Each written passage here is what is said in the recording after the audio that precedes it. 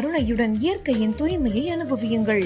நம் குருஜியின் ஆசீர்வாதத்தால் அருளூட்டப்பட்ட இயற்கையான ஹெல்த் அண்ட் இம்யூனிட்டி மிக்ஸ், பஞ்சமுகி ருத்ராட்ச மாலை, பஞ்சகவ்யத்தினால் தயாரிக்கப்பட்ட பொருட்கள் என தமிழ்நாட்டிலேயே தயாரிக்கப்பட்ட இயற்கையான தயாரிப்புகளை பெற www.guruvinkarunai.com ஆர்டர் செய்யவும்.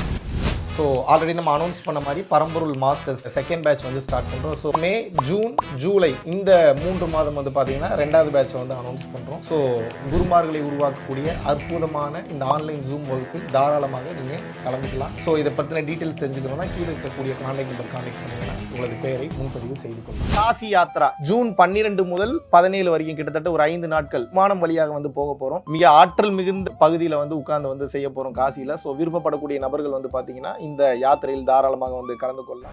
ஆரிய சித்தி விநாயகர், அது அந்த விநாயகர் வந்து ரசமணியினால் செய்யப்பட்டது. ஜீவ சஞ்சீவினி சாப்பிட்டு கேன்சர் கியூர் ஆயிருக்கு, பல பேருக்கு PCOS ப்ராப்ளம் கியூர் ஆயிருக்கு. உடல் மற்றும் மனதை சரி செய்யக்கூடிய மிகப்பெரிய யோக சூத்திர ரகசியத்தை வந்து வச்சிருக்கோம். ஞான மூலிகை நீங்க பயன்படுத்துறீங்களா இல்லையா? ஞானத்திற்கு உண்டான மூலிகை பஞ்சகவ்யம்னா மாடு சார்ந்த 5 பொருட்கள், பஞ்சகவ்யம் 5 பொருட்கள். பரம்பொருள் ஃபவுண்டேஷன் நம்மளோட ப்ராடக்ட்ஸ் எல்லாமே எதை சார்ந்திருக்கும் நல்லா கவனிச்சீங்கன்னா தெரியும். எதை சார்ந்திருக்கும்? உடல், மனம், ஆன்மா. இந்த 3 எப்படி என்ரிச்மெண்டா இமிடியேட் ஆக்சஸ்ல எப்படி வந்து அப்லிஃப்ட் பண்றதுன்றதுக்கு உண்டான அந்த விஷயத்தை வந்து ரெடி பண்ணி வச்சிருக்கோம். வெளிநாடுகளிலேயே போயிட்டு இருக்கிறதுனால ஏகப்பட்ட கமெண்ட்ஸ் வந்து பார்க்க முடியுது. இந்தியாவுக்கும் வாங்க, எங்களையும் சந்திங்கன்னு சொல்லி. ஸோ இப்படி கேட்டுக்கொண்டதற்கு இணங்க 10ஆம் தேதி முதல் 20ஆம் தேதி வரைக்கும் கிட்டத்தட்ட ஒரு 10 நாட்கள் வந்து நம்ம திருப்பூர் பரம்பொருள் ஃபவுண்டேஷன் ஆசிரமத்தில் தான் வந்து நான் வந்து இருக்க போறேன். ஸோ உலகெங்கிலும் நீங்க எங்க இருந்தாலும் சரி என்னை பார்க்கணும் ரொம்ப நாள் நீங்க ஃபீல் பண்ணிட்டு இருக்கீங்க. ஸோ நீங்கள் தாராளமாக வந்து பார்த்துட்டு போகலாம். ஒரு மிகப்பெரிய விஷயத்தை வந்து முன்னெடுக்க போகிறோம். ஸோ அந்த பரம்பொருள் அந்த ப்ரெமிசஸவே வந்து கிரியேட் பண்ண போகிறோம். அங்கே வந்து ஒரு 1000 பேர் 2000 பேர் உட்கார்ந்து கிளாஸ் எடுக்கக்கூடிய வகையில் ஒரு body and mind and soul rejuvenation ஒரு மாபெரும் சென்டரை வந்து கிரியேட் பண்ணலான்னு சொல்லி ஐடியா பண்ணியிருக்கோம். இதற்கு தயவு செய்து உங்களால் முடிந்த நன்கொடையை தாராளமாக வந்து நீங்கள் வந்து செலுத்தலாம். நம்ம பரம்பொருள் அறக்கட்டளையின் சார்பாக ஏகப்பட்ட இடங்களுக்கு இடர்பாடுகளில் இருந்த காலகட்டத்திலும் கூட ஒரு நாள் கூட விடாமல் இன்று வரைக்கும் 300 500 நபர்கள் வரைக்கும் தமிழ்நாடு முழுவதும் இருக்கக்கூடிய பகுதியில் அன்னதான பணிகள் வந்து நடந்து கொண்டே இருக்கிறது. மலேசியா மற்றும் சிங்கப்பூரில் வந்து நடந்து கொண்டிருக்கிறது. இன்று வரை எந்தவித தொய்வும் இல்லாமல் மேல் நோக்கி சென்று கொண்டிருக்கக்கூடிய இந்த பரம்பொருள் அறக்கட்டளையினுடைய வெற்றிக்கு காரணம் வந்து பார்த்தீங்கன்னா பரம்பொருள் அறக்கட்டளையை பின்பற்றக்கூடிய பரம்பொருள் யோகிகள் மற்றும் பரம்பொருள் குடும்பத்தார் ஆகிய நீங்கள் மட்டும்தான். யூடியூப்ல காட்டாத பல விஷயங்கள் வந்து தமிழகம் எங்கும் செஞ்சுக்கிட்டு இருக்கோம். இந்தியாவெங்கும் இருக்கக்கூடிய பல மக்களுக்கு இதை கொண்டு போய் சேர்க்கக்கூடிய காரணத்தினால் சென்று கொண்டிருக்கக்கூடிய இந்த பாதைக்கு வலு சேர்க்கும் வகையில் என்னுடன் இணைந்து எனது கரங்களுக்கு வலு சேர்ப்பது என்பது இந்த ஞான பயணத்தில் மாபெரும் ஒரு மாற்றமாக அமையும் என்பதில் எந்தவித ஒரு மாற்று கருத்துமே இல்லை. மகாவிஷ்ணுவை நான் நம்புறேன். மகாவிஷ்ணு ஒரு செயல் செய்தால் அது சரியாக இருக்கும் என்று நினைப்பவர்கள் மட்டும் இந்த விஷயத்துல கலந்து கொண்டு எனது கரங்களை வந்து வலுப்படுத்துங்கள். இன்னும் பல லட்சம் பல கோடி உயிர்களுக்கு நினைத்து பார்க்க முடியாத மாபெரும் அருள் அனுபவங்களையும் நாம் வந்து செய்ய போகிறோம். நன்றி, வணக்கம். கிரேட் பிரமிட் ஆஃப் கிசா, ஈஜிப்தில் இருக்கக்கூடிய ஒரு அற்புதமான பிரமிடு. கிரவுன் சக்கராவை ஆக்டிவேட் பண்ணக்கூடிய ஒரு சக்தி வாய்ந்த பிரமிடு. இது ரொம்ப குழம்பாதீங்க. முதல்ல பிரமிடுனா என்னன்னு சொல்லிடுறேன். கோவில்னு அர்த்தம். நம்ம ஊரில் கோவில் வேறு டைப்பில் இருக்குது, ஈஜிப்தில் கோயில் வேறு டைப்பில் இருக்குது. இப்போ மேலே இருக்கக்கூடிய இந்த ஈஜிப்தில் இருக்கக்கூடிய இந்த கிசாவில் இருக்கக்கூடிய இந்த பிரமிடு வந்து பார்த்தீங்கன்னா பிரமிட்லேயே இருக்கிறதுலையே மிக மிக சக்தி வாய்ந்த பிரமிடாக கருதப்படுகிறது. மூலாதாரம், சுவாதிஷ்டானம், மணிப்பூரகம், அநாகதம், விசுத்தி, ஆக்னியா, சகஸ்ராவை ஓப்பன் பண்ணுறதுக்கு உண்டான ஆகாய தத்துவத்தை வேலை செய்ய வைக்கக்கூடிய ஒரு அற்புதமான ஒரு இடம் தான் வந்து பார்த்தீங்கன்னா கிசா பிரமிடு. ஸோ இப்போ தான் உள்ளே போயிட்டு நடந்து பிரமிடுக்குள்ளெலாம் ட்ராவல் பண்ணி மேலே ஏறிட்டு வந்தோம். அந்த வீடியோ போடுறோம், பார்த்தோன்னா தெரியும் உங்களுக்கு. அதாவது இதோடைய தத்துவம் என்னன்னு சிம்பிளாக புரிய வச்சிட்றேன். இந்த பிரமிடில் நம்மளோட அனுபவத்தை வச்சு பார்க்கும்போது நல்லா புரிஞ்சுக்கோங்க. இங்கே வாழ்ந்தவர்கள் அனைவருமே மிக உயர்ந்த நிலையில், ஆன்மீக நிலையில் இருந்தவங்க. காரணம் என்னென்னா தன்னை அறிதல், தன்னை உணர்தல். தமிழ் கலாச்சாரத்துக்கு அப்புறம் ஈஜிப்தியன் கலாச்சாரம், அதாவது எகிப்தோட கலாச்சாரம் வந்து பார்த்திங்கன்னா இறையாண்மைக்கு, இறை நம்பிக்கைக்கு அதிகமாக முக்கியத்துவம் கொடுக்கக்கூடிய இடமாக இருக்கிறது. அந்த ஒட்டகம் வச்சிருக்கிறவர், ஒட்டகத்தோட ஓனரு, அதுபோக வந்து பார்த்தீங்கன்னா நார்மலாக டிரைவர் எல்லாருமே வந்து ஞானமாக தான் பேசுகிறாங்க. விளையாட்டுக்கு ஏதோ வந்துட்டோம்ன்றக்காக சொல்லலை, வெளிப்படையாக உண்மையை சொல்கிறேன். எல்லாருமே அந்த தெளிவான ஞான நிலையில் இருக்கிறார்கள். காரணம் என்னென்னா இந்த லேண்டாக இருக்கலாம், இல்லை அவங்க மூதாதையர்களுடைய உபதேசங்களாக இருக்கலாம், இல்லை அவங்க பின்பற்றிட்டு வரக்கூடிய பயிற்சி முறைகளாக இருக்கலாம், எதுவாக வேணா இருக்கலாம். இந்த பிரமிடு வழியாக மேலே போய் உட்காந்து நம்ம வந்து நின்னம்னாவே அந்த எனர்ஜியை வந்து அப்சர்வ் பண்ண முடியும். அப்போ நம்ம உட்காந்து மெடிடேஷன் பண்ணால் எவ்வளோ ஆற்றல் வந்து கிடைக்குன்னு வந்து நீங்கள் நினச்சி பாருங்கள். உள்ளேயே உட்காந்து தான் மெடிடேஷன் பண்ணணுன்றது கிடையாது. உள்ளே உட்காந்து மெடிடேஷன் பண்ணிங்கன்னா இந்த ட்ரையாங்கிள் ஷேப்பில் இருக்கக்கூடிய அந்த மேல் பகுதியிலேருந்து, அங்கே மேலே பார்த்தீங்கன்னா தெரியும், அந்த பகுதியிலேருந்து மொத்த காஸ்மிக் எனர்ஜியும் கீழே இறங்குது. நம்ம கோவிலெல்லாம் வந்து பார்த்தீங்கன்னா கும்பம் வைப்பாங்க, பார்த்துருக்கீங்களா? அந்த கும்பத்து வழியாக எனர்ஜி வரும், அதுலேருந்து கோயில் கரு வரைக்கும் அந்த கர்ப்பகிரகத்துக்குள்ளே எனர்ஜி கிடைக்கும். அப்போ உள்ளே யார் வந்து போய் வேண்டுனாலும் பிரார்த்தனை பண்ணாலும் அந்த வேண்டுதல் நடக்கும். அதுபோல் ஒரு ஆலயம் கான்செப்ட் தான் வந்து பார்த்தீங்கன்னா இங்கே இருக்கக்கூடிய கிசா பிரமிடு. ஸோ இதை பற்றி இன்னும் தெளிவாக சொல்லணும்னா, ஏறுறதே செங்குத்தாக தான் அப்படியே மேலே ஏறி போகணும், மூச்சு விட முடியாத அளவுக்கு ரொம்ப ஹாட்டாக இருக்குது, எனர்ஜியை ஃபீல் பண்ண முடியுது. ஸோ நம்ம அப்படியே மேலே ஏறி போக போக போக போக போக புருவ மத்தியத்தில் அழுத்தம் தானாகவே ஏற்படுகிறது. அப்படியே மேலே போய் ஏறி அப்புறம் மேலே போய் நிற்கக்கூடிய ஒரு இடம் இருக்குது, அங்கே மேலே ஸ்ட்ரெயிட்டில் மேலே ஏறினீங்கன்னா அங்கே போய் நின்னீங்கன்னா சகஸ்ரா ஆட்டோமேட்டிக்காக ஓப்பன் ஆகுதுங்க. ஸோ இந்த அமைப்பே வந்து பார்த்தீங்க அப்படின்னா நீங்கள் ஒன்றுமே பண்ணலனாலும் உள்ளே போயிட்டு வெளியே வரீங்க, இல்லை அந்த சரௌண்டிங்கில் இருக்கும்போதே வைப்பு வந்து தூக்கி அடிக்குது, அவ்வளோ எனர்ஜி வந்து ஃபீல் பண்ண முடியுது. உள்ளுக்குள்ளே எத்தனை உடல்களை வந்து பார்த்தீங்கன்னா இங்கே வந்து சமாதி பண்ணியிருக்காங்கன்னு தெரியல. இங்கிலீஷில் சொல்லணுன்னா மம்மி, தமிழில் சொல்லணுன்னா சமாதி. ரொம்ப குழப்பிக்காதீங்க. நம்ம ஆளுங்க ஜீவசமாதி அடைஞ்சாங்க, இவங்க சமாதி அடைந்ததுக்கப்புறம் அதை வந்து ஒரு ஒரு ஒரு நூல் மாதிரி பெரிய பட்டையான நூலில் சுருட்டி ஒரு பாக்ஸில் போட்டு அந்த சவத்தில் போட்டு பத்திரமா வந்து வச்சுருவாங்க. எத்தனை வருடமானாலும் அந்த உடல் வந்து அந்த கருவாடு மாதிரி அதான் ஜீவசமாதி நிலை. ஜீவசமாதி அடைந்த அந்த சித்தரையோ மகானையோ பார்த்துருந்தீங்கன்னா தெரியும், உடம்பு அந்த கருவாடு மாதிரி ஆகிடும், ஆனால் உயிர் சக்தி மேலோங்கி இருக்கும். அப்படிப்பட்ட ஒரு சக்தி வாய்ந்த இடம் தான் கிசா பிரமிட். அடுத்தடுத்து நிறைய பிரமிட்ஸ்க்கு போக போகிறோம். அங்கே இருக்கக்கூடிய ஆற்றல் நிலையை வந்து நிறையா வந்து ஷேர் பண்ண போகிறேன்.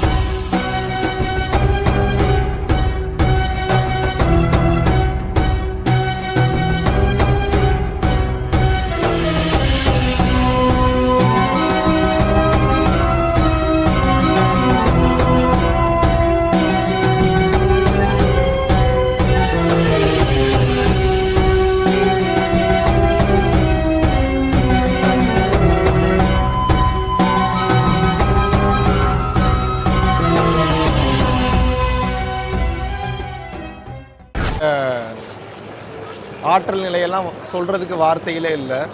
கொஞ்ச நேரத்துக்கு முன்னாடி அதை தொட்டேன், அந்த வீடியோ பார்த்துருப்பீங்க.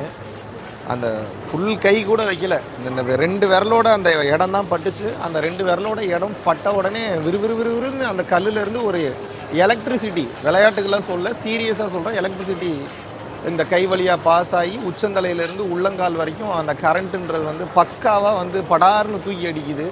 கொஞ்ச நேரத்தில் ப்ரீத் வந்து டோட்டலாகவே வந்து சேஞ்ச் ஆகிடுச்சு. அப்படியே ஒரு மாதிரி டயர்டாக இருக்கிற நம்மளை கூட கல்லில் கை வச்ச உடனே விருன்னு அந்த எனர்ஜி வந்து நல்லா வந்து ஃபீல் பண்ண முடியுது.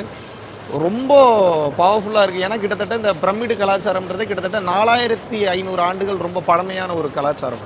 நம்ம ரொம்ப கம்மியாக சொல்கிறேன்னு நினைக்கிறேன். எனக்கு தெரிஞ்ச 4500 இன்னும் மேலே கூட இருக்கலாம். ஸோ அந்த வகையில் பார்க்கும்போது இந்த பிரமிடில் இருக்கக்கூடிய ஒவ்வொரு கல்லும் 15 டன்னுலேருந்து 45 டன் வரைக்கும் இருக்குது. நேற்று வீடியோ போடும்போது பார்த்துருப்பீங்க. அந்த வீடியோவில் அந்த நான் யோசித்தேன், போய் உட்காந்து பிரமிடு எப்பட்றா இவ்வளோ பெரிய பிரமிடுகளாக இருக்குது, ஒவ்வொன்றும் வந்து பார்த்தீங்கன்னா இவ்வளோ வெயிட்டேஜாக இருக்குது, இவ்வளோ பெரிய கல்லாக இருக்குது. அந்த காலத்தில் 4500 ஆண்டுகளுக்கு முன்னர் இவர்கள் வந்து எப்படி வந்து இப்பேற்பட்ட கற்களை வந்து எந்த விலங்கை வச்சு எப்படி தூக்கி எப்படி இன்ஜினியரிங் மைண்டு போட்டு இதை கட்டினாங்க அப்படின்னு சொல்லி யோசிச்சுட்டு இருந்தேன். அப்போது அங்கே உட்காந்து மெடிடேஷன் பண்ணிகிட்டு இருக்கும்போது இறைவன் வந்து அதை உணர்த்துறார், இது எப்படி கட்டப்பட்டது அப்படின்னு சொல்லிட்டு.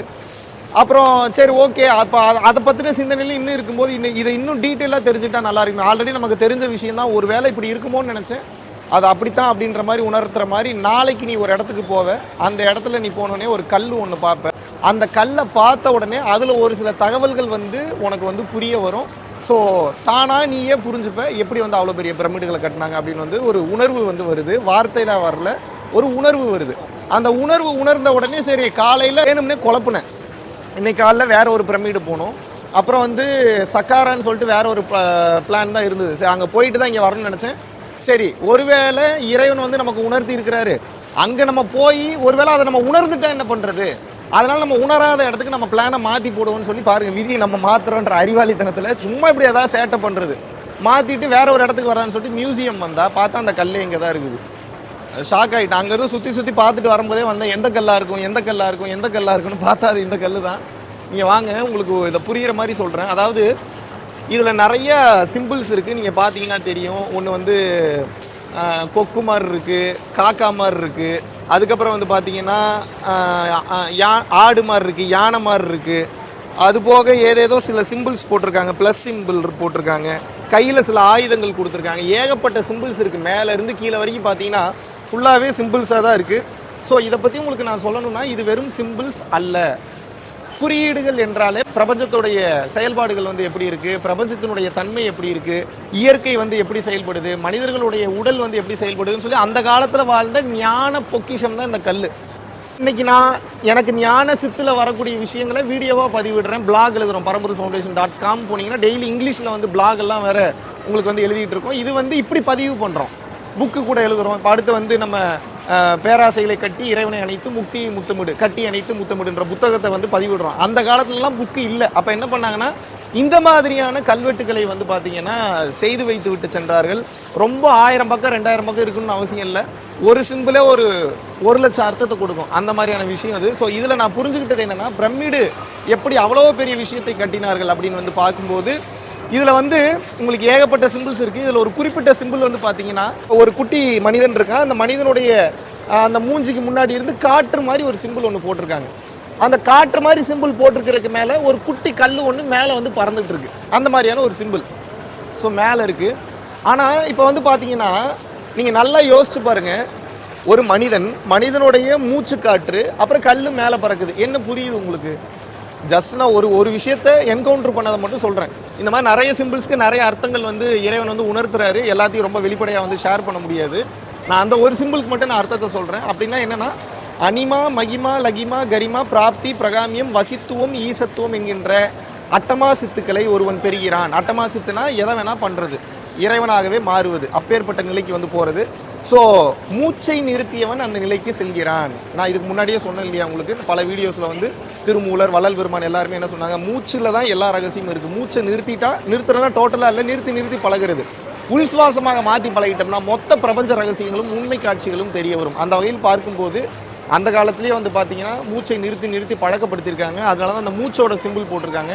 மனிதர்களோட கண்கள் வந்து அவ்வளோ பவர்ஃபுல்லாக வந்து இருக்குது. அந்த மூச்சை நிறுத்தி நிறுத்தி பழகும்போது ஒருவன் சாதாரண நிலையிலிருந்து தெய்வீக நிலைக்கு உயர்கிறான். எப்படின்னா இப்போ நான் அந்த வீடியோ காட்டுறேன், இல்லைன்னா அந்த ஃபோட்டோ காட்டுறேன், நீங்கள் பாருங்கள். அந்த சிம்பிள்ஸில் இருக்கக்கூடிய அந்த விஷயம், அந்த மூச்சு காற்று கொஞ்சம் கொஞ்சமாக போய் சகசராவை தொட்டுருச்சுன்னா கீழே இருக்கக்கூடிய குண்டலினி ஆற்றல் என்பது மேல் நோக்கி வந்து விடுகிறன்றது தான் அந்த பாம்பு வந்து அந்த ஒரு மனிதனுடைய நெற்றியில் இருக்கும். சாதாரண உடலில் இருந்த இஜிப்தியன் அந்த பயிற்சி நிலையிலையோ இல்லை அருள் நிலையிலையோ தொடர்ச்சியாக வந்து பயிற்சி பண்ணும்போது கொஞ்சம் கொஞ்சமாக வளர்ந்து அந்த ஆற்றல் நிலை மேலே ஏறியவுடன் அந்த கவச குண்டலம்லாம் போட்டு பாருங்கள், தெய்வீக பிறவியாக மாறிவிட்டார், தேவராக மாறிவிட்டார் என்று கூறுகிறார்கள். ஸோ அவ்வளோ பெரிய பிரமிடுகள்லாம் எப்படி கட்டினாங்கன்னா மனிதர்கள் தான் தூக்கி வச்சுருக்காங்க. எத்தனை டன் இருந்தாலும் எப்படி தூக்கியிருக்காங்கன்னா மூச்சை கட்டி எல்லாத்தையும் கட்டலாம். மூச்சை கட்டிட்டா சகலத்தையும் கட்டலாம். அப்போ அந்த மூச்சை வைத்து வைத்து வைத்து அந்த ரகசியத்தை தெரிஞ்சுக்கிட்டு கையால் தொடாமலே கண்ணால் பார்த்து தூக்கக்கூடிய அந்த ஆற்றல் நிலையை பெற்றுவிட்டார்கள். உடலாக செயல்பட்டீங்கன்னா உடல் பலம் மட்டும்தான் செயல்படும், மனபலம் மட்டும்தான் செயல்படும். ஜீரோ பண்ணி சரண்டர் பண்ணிட்டீங்கன்னா மொத்த காஸ்மிக் எனர்ஜி உள்ளே ஃபில் ஆகும்போது அந்த எனர்ஜியை வந்து நீங்கள் எங்கே வேணாலும் டிரான்ஸ்மிஷன் பண்ணலாம். அப்போ அந்த எனர்ஜியை வச்சு ஈஸியாக தூக்க முடியும். உங்கள் எனர்ஜி வச்சு கல் தூக்க முடியாது. 1 கிலோ தூக்குறதே கஷ்டப்படுறீங்க. 1000 டன், 15,000 டன், 50,000 டன், 1,00,000 டன்லாம் அசால்ட்டாக தூக்குனாங்கன்னா காரணம் வந்து அந்த மூச்சு தான். ஸோ அந்த ஒரு ரகசியத்தை வந்து இறைவன் வந்து இன்னைக்கு வந்து உணர்த்தி இருக்கிறார்.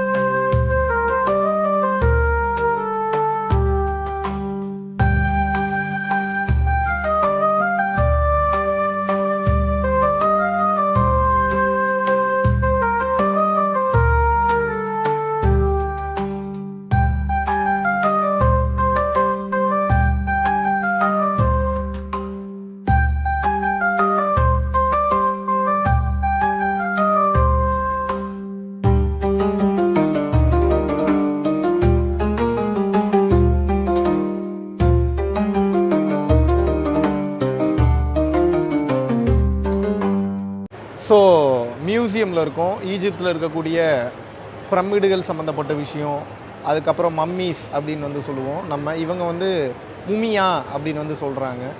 அதுக்கப்புறம் வேறு ஏதோ இன்னொரு பேர் கூட சொன்னாங்க, மறந்துட்டேன் நான். நிறைய அற்புதமான விஷயங்கள் இருக்குது. நிறைய விஷயத்தை உணர்ந்திருக்கேன். இங்கே இருக்கக்கூடிய அந்த அந்த சிம்பிள்ஸ், அந்த சைன்ஸ் அண்ட் சிக்னல்ஸ் அதெல்லாம் பார்க்கும்போது ஈஸியாக புரியுது. எப்படி புரியுதுன்னு எனக்கே தெரியல, ஆச்சரியமாக இருக்குது. இறைவன் அருள் தான் சொல்லணும். ஸோ ஒரு சில சீக்ரெட்ஸ்லாம் வந்து டீகோட் பண்ணியிருக்கேன். நான் கூடிய விரைவில் அதை உங்களுக்கு சொல்கிறேன். அதுக்கு முன்னாடி ஒரு செம மேட்ரு அது பேசுகிறக்காக தான் வந்தேன். இங்கே பாருங்கள், இந்த பில்டிங்க்கு பேரே வந்து பார்த்தீங்கன்னா தி மட்ராஸா அண்ட் மாஸ்க் ஆஃப் சுல்தான் ஹாசன் அப்படின்னு சொல்லிட்டு இந்த பில்டிங் பேரே வந்து பார்த்தீங்கன்னா மதராசா பில்டிங்னு வச்சுருக்காங்க. மதராசானா எந்த ஊர்? நம்ம சென்னை ஆகிய மெட்ராஸை தான் வந்து பார்த்தீங்கன்னா ஸோ இந்த பேர் வச்சுருக்காங்க. அதுக்காக வச்சாங்களா வேறு எதுக்காகன்னு தெரியல. ஸோ வாங்க அடுத்தடுத்த விஷயத்தில் உங்களுக்கு நான் அப்டேட் பண்ணுறேன்.